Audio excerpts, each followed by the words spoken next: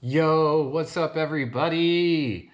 Welcome. I was gonna say welcome back, but welcome. uh, yeah. So I just got back from Finland, and I've been like sitting with the experience for a while. I've been posting some of the videos and such, which you guys have been enjoying. Thank you very much for watching. Uh, I just want to preface this with I'm not an expert in anything, and this isn't like a travel guide or anything like that, or a political rant necessarily. These are just a few things that I noticed while I was on my trip, and I thought I would share them with you. Some things that I learned while I was there, and some things that were kind of obvious as a traveler. And so, without further ado, let's jump right in. Number one, these are in no particular order, by the way. I just put them on here and I figured I'd go through them with you guys. So, the first thing, one of the first things I noticed was that it felt safer overall, right? Is like, I can't point to like a very specific reason why I felt that way, other than that's, just a feeling that I had that it was like calmer, less background stress, and just overall felt safer. A cool little thing, maybe an anecdote. Is that the right word? In 2013, Reader's Digest did like a little experiment where they like deliberately lost wallets in 16 major cities around the world, and they put like 12 wallets in each city. Then they would see if those wallets got returned and how many from each city. And each wallet had like a contact phone number, family photos, business cards, and like an equivalent of like $50 in local cash. And Finland, Helsinki specifically, was actually the number one returned wallet, whatever, experiment, where they had 11 out of 12 wallets returned. And just for like comparison, New York City had 8 out of 12 wallets returned. So, I mean, it's not like definitive on how safe it is, but I mean, they got number one in the wallets returned. So there's that. It says something. And I mean, yeah, we could go into like more depth with like crime rates per capita and blah, blah, blah. But like I said, this isn't like an expert travel guide or anything. It's just, a feeling that I had. And I thought I would share some of this with you guys. So number two was the cleanliness. Public spaces felt more respected, like not spotless, not perfect, but just like cared for. It wasn't spotless. It was just that there was obviously less trash everywhere. Like there was some cigarette butts here and there, especially in like Helsinki. But like honestly, like I don't remember there being much trash, which says a lot. Like one, people aren't just throwing trash on the ground, and two, somebody's cleaning it up if there are. Like even when we were traveling, there was just like less trash on the roads. Like in America, you see all kinds of trash all over the highways when you're traveling up and down the highways. There literally, I saw one cup on the side of the road and I was like, oh, look, there's some litter. I think that's the first piece of litter I've seen. And we were like, it would have been like a week or so, which was, I mean, I don't know that I was looking for it necessarily, but it was less, it was definitely noticeably less, right? Anyway, moving right along. The third one, the food culture. Another big difference, right? So cold foods there are like completely normalized, right? So in America, I think we tend to eat a lot of hot food, like hot breakfast. Hot breakfast is kind of a special occasion thing. Like, I mean, there were hot breakfasts at a lot of the places that you could go. Like there would be some eggs here and there, or maybe some bacon down at the end.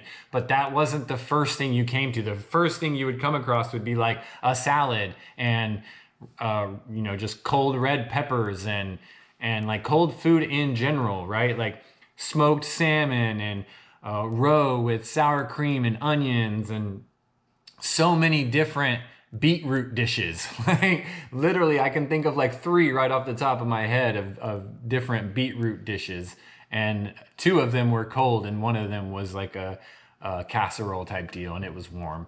And then like maybe the crown jewel or jewel maybe the crown jewel of that for me was gravlax, which I thought is, if you don't know, that's cured salmon.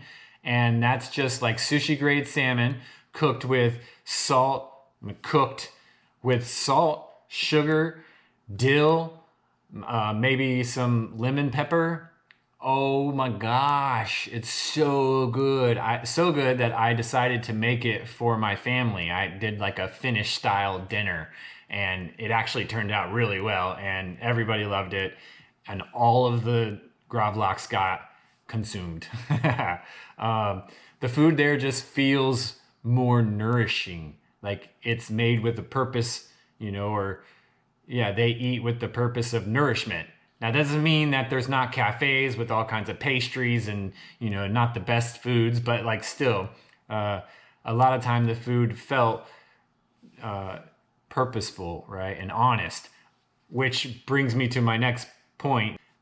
Within this point is restaurants and grocers, there's a rule where they have to tell you what farm the meats come from, or like where the meat is coming from, right? And some restaurants take that even further and tell you like where their vegetables came from as well, like what farm that might have come from. And that's like, you have to do that. Like they all do that. Whereas in America, it tends to be like a special restaurant, like a fancy restaurant might tell you where they get their food from, but it's a bonus. It's not like they have to, right? You don't know where the meat from McDonald's comes from, but if you went to a place over there, you'll know where their meat comes from. I mean, I don't know if they always have to tell you the farm, but they at least have to tell you where it's from. And the eggs, right? Don't let me forget the eggs. So in Finland, they just store their eggs on a shelf, not in the cooler, right? And that's because in America, the USDA says that we have to wash our eggs in order to prevent salmonella from forming, right? And that washes off the antibacterial cuticle that is on the egg naturally, which tends to prevent salmonella and other bacteria from getting into the egg, right? In the way they don't get salmonella over there is that they vaccinate their hens. I can just hear the anti-vaxxers right now, like going crazy, like, oh my God, they vaccinate the hens. So yes, they vaccinate their hens, which means that the cuticle can stay on and there's no risk of getting salmonella, right? So, go figure. Which then makes their chicken even more healthy. So there's probably a much less of a risk of getting salmonella from eating their chicken, which can't necessarily always be said for America. So there's that. All right, moving right along. Number 4, sorting waste is totally normal, right? So in America, we tend to put like trash and then sometimes people recycle, but over there, it feels like everybody recycles pretty much. And composting is a thing. Like people will have like 3 trash cans, like compost, recycle, and then trash. Like quite literally, it's wild. And the grocery store is there. Now I know some northern states have a similar program, but I think it's not as popular as it once was. Correct me if I'm wrong, if there's any northerners or if you live in a state where you can return bottles, right? In Finland, you can return bottles and cans, and you can either get like cash back or you can get credit for those bottles and cans, and it can go towards your like whatever you're purchasing that day, or you can get like cash in hand, which is, That's crazy. Like, think about all the bottles and stuff that you buy from convenience stores, right? Plastics and stuff. If you were to just be able to take those back to a grocery store and just drop them in the thing and you get credit for the groceries that you're about to buy, who knew? Like, I was like, whoa, that's pretty cool. Right? All right. I thought that was super deep. So, number 5, people tend to be quieter, more reserved, and respectful of personal space. I mean, that goes even a step further. Like, Finns aren't really big on small talk. It's not that they're necessarily being rude, but like, so in America, it would be considered, awkward to sit in an elevator while it's quiet. Not there. They tend to look at small talk. So it's kind of a waste of time for them, right? If somebody in Finland asks you how you're doing, they actually want to know how you're doing. They might greet and say hi, and you say hi, and then you like ring up your food, right? Or whatever. But like, they're not going to be like, hey, how are you? And then not really, and it be rhetorical, right? It's very different in that aspect where they tend to be able to sit in silence and it not be a big issue. I thought that was interesting. Number 6, there is a strong emphasis on work-life balance, right? And what I mean by that is like, even if you work in a retail store or something, then you will get paid time off. Like, yeah, like, I mean, restaurants, like whatever, you get paid time off. And it's not like you have to be senior management in order to get that. Like, everybody gets that. And they even do like paid maternity leave and paid holidays. Like, that's wild. Like, and the basics. I'm not talking about just corporate world or at a bank. I mean, like literal, like the holidays are paid. Like, it's wild, man. Work-life balance is something that I fought for as a GM. Like, I was really big on a work-life balance, and that's very difficult to get in America. Like, we're just like, work, work, work, work. The more you work, the better of an employee you are. That's not the same over there. Actually, there's like a limit on how much overtime you can get there. Like, that's wild to me. I mean, yeah, that's amazing, actually. It's not just wild, it's a beautiful thing. Like, we should strive for that, I feel like, right? Number 7, the price tags there already include the tax. So it's a bit complicated to get into, and but basically the way it works is like, when you see a price tag, whatever you see on that price tag, that's what you will pay at the register. You don't have to like then go, oh wait, let me calculate the tax. Oh, this is $20, so it's probably going to be more like $22 or $23 when I get to the register. No. If it says $23.95, when you get to the register, it's $23.95. They've already incorporated the tax into the price.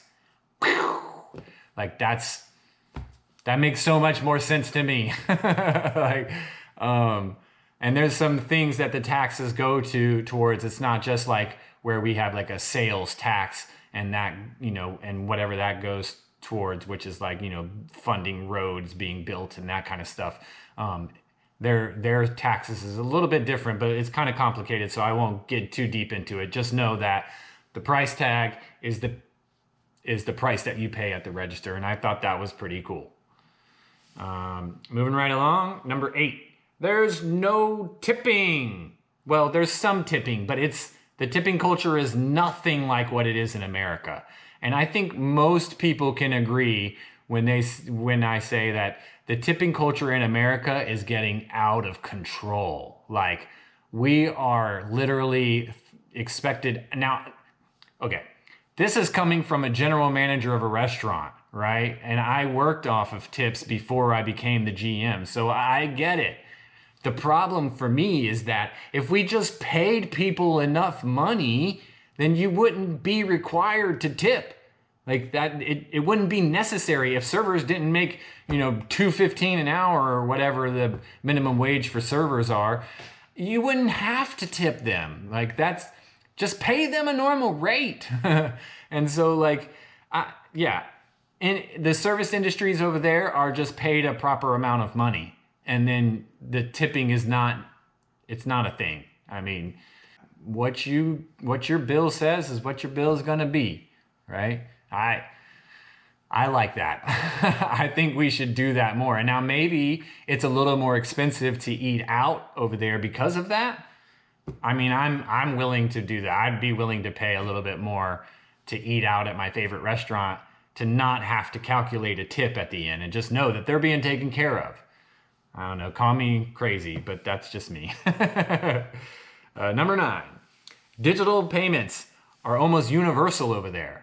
Like, I told my wife this, and right, I was kind of running this by her before I decided to put it up, and she said she literally can't remember what like the color of the euro is because it's been so long since she's had to use cash.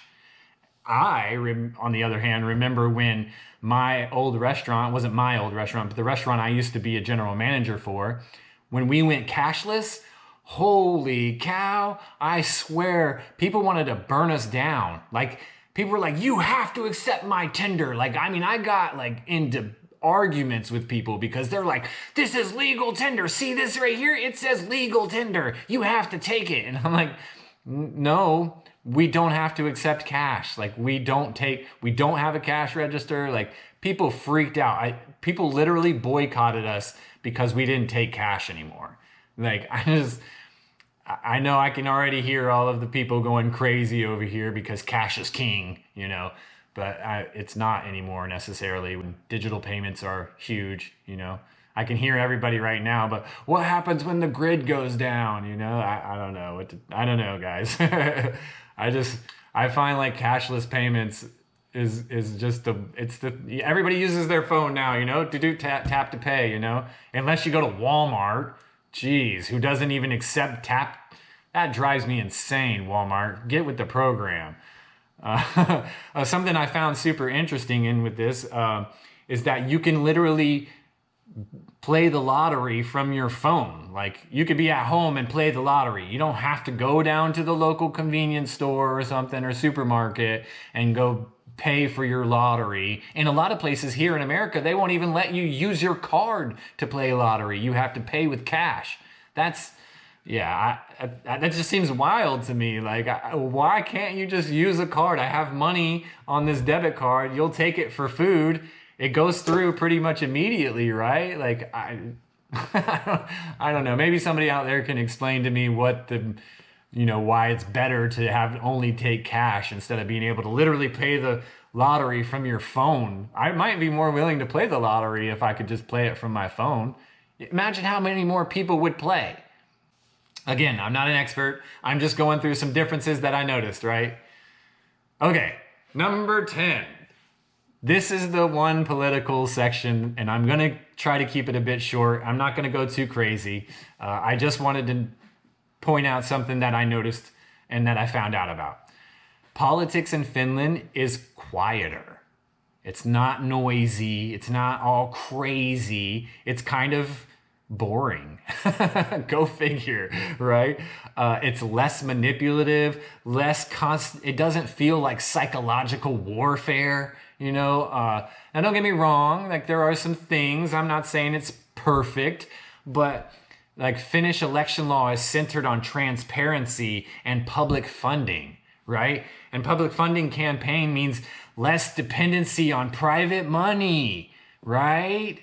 There's no Elon Musk given $200 million or whatever it was, or no, I don't know what the other side was. I know that Kamala Harris got a whole bunch of money from billionaires as well. But there is no super PACs. There's none of this super individual money giving donations. And actually, there's a limit to how much each individual can donate to a campaign. So transparency there feels like something that people just do. It's not something that you have to fight for. Oh, we want more transparency. No, like, it's just a thing, right? And what really stood out to me in their idea, in their political spectrum, I can't speak anymore, but what really stood out to me in their political spectrum was like the genuine cultural consideration for fellow citizens. And I mean that. Like, you can actually see that. Like, people there pay higher taxes, but in return, like, they pay significantly higher taxes than we do, but in return, everyone gets like things like universal health care, like free education, like free higher education, right? Free college, paid parental leave, subsidized daycare. Imagine that, not having to pay for your daycare, right?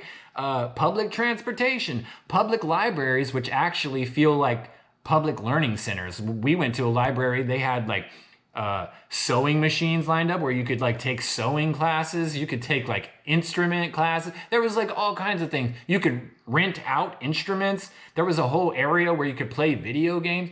It was wild, man. I was like, this is a library? But I mean, you can also rent books, right? It's not just a place to get books.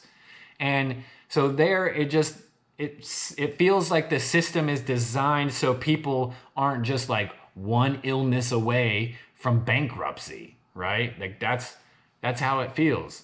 And I'm not saying it's perfect. I'm not saying that Finland is perfect. I'm just saying that you can see what a society values by what they choose to invest in, right? And so, okay, I decided I'd do an honorable mention, right? Or number 11, if you will, sauna culture. And I say sauna because that's how they say sauna. They don't say sauna, they say sauna. Sauna is S-A-N-A. S-A-U-N-A is sauna. And it dates back over 2,000 years.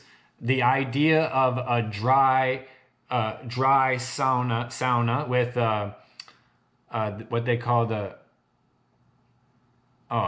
what's it called? Lula. I think Lolu. I think that's right. Lolu. I think that's how you say it. But that's with wet, like where you drop water on hot rocks and it creates steam. That is their idea. Like I said, dating back to over 2,000 years, and it's literally so big that some hotel rooms actually have their own sauna inside the hotel room. And most homes have saunas in it. They even do business meetings in the sauna. Like, that's how much it is. And yes, you are naked in the sauna. My wife is slightly offended anytime I say, do you wear a bathing suit in the public sauna? And she says, no, you go naked into sauna. So I thought that was pretty funny and very interesting. Saunas are huge, and I actually did it a couple of times, and it was very, very nice. So in closing, I used to have that typical American understanding that we were like the greatest country on earth. And after visiting Finland, that belief, it got shaken a bit, you know? And coming back to America actually felt a bit harsh, very loud, a lot of stress. It feels like stress is just a part of everyday life, and we've just learned to accept that. Seeing the Finnish way of living in a much less stressful state made me question like the way America views the rest of the world compared to ourselves, right? And I'm not saying Finland is perfect, and I'm not saying that America sucks. I'm just saying that the American dream could feel way more accessible to everyone if we did some things differently. And Finland just sets a very fine example. So kudos to you, Finland. Anyway, guys, that's my 10 things with an honorable mention that I found different in Finland compared to America. And I thank you very much for watching. And I'll see you in the next video where I actually go hiking in Florida State Park. See you then.